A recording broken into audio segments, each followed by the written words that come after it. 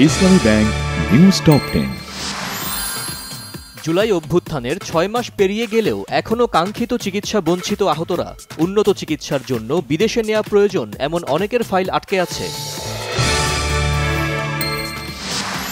বিএনপির স্থায়ী কমিটির সদস্য ডক্টর খন্দকার মোশাররফ হোসেন বলেছেন, স্বাস্থ্য খাত সহ প্রতিটি সংস্কারের বিষয়ে সব দলের সঙ্গে আলোচনা করে সরকারের সিদ্ধান্ত নেওয়া উচিত।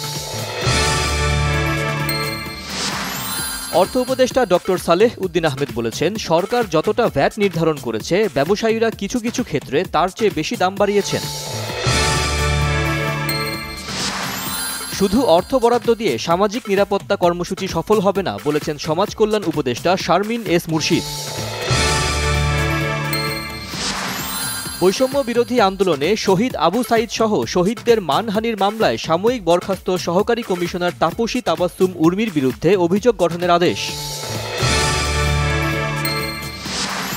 কুমিল্লার যুবদল নেতা তৌহিদ ইসলামকে কেন উঠিয়ে নেওয়া হয়েছিল তার ব্যাখ্যা চেয়েছেন নাগরিক ঐক্যের সভাপতি মাহমুদুর রহমান মান্না।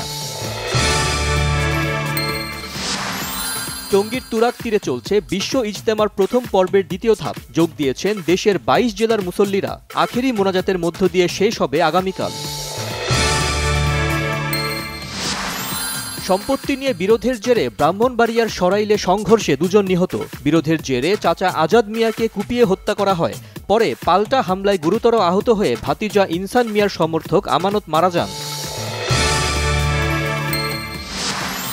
কানাডা ও মেক্সিকোর ওপর চাপানো ২৫% শুল্ক ঘোষণা ১ মাসের জন্য স্থগিত করলেন মার্কিন president Donald Trump. AFC champions লিগের ম্যাচে জোড়া গোল করেন Portuguese football superstar Cristiano Ronaldo.